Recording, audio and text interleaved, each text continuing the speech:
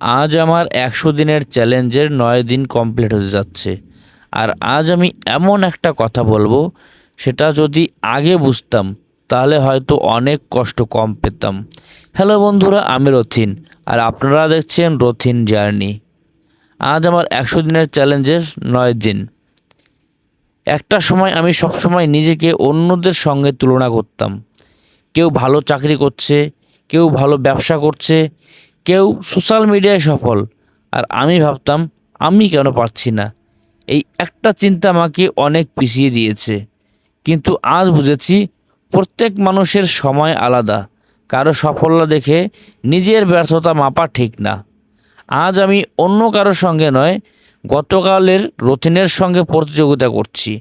আজ যদি গতকালের চেয়ে 1% ভালো হতে পারি তাহলেই আমি জিতেছি। এই ১০০ দিনের চ্যালেঞ্জের উদ্দেশ্য শুধু ভিউ ফলোয়ার বাড়ানো নয়, প্রতিদিন নিজেকে একটু একটু করে বদলানো।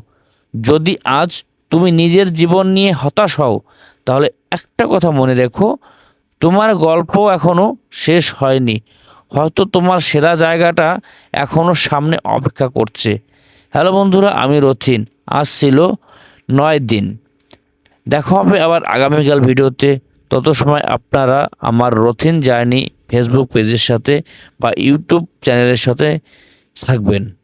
সবাই সুস্থ থাকবেন, ভালো থাকবেন এবং সবাইকে ভালো রাখবেন, খেয়াল রাখবেন। ধন্যবাদ।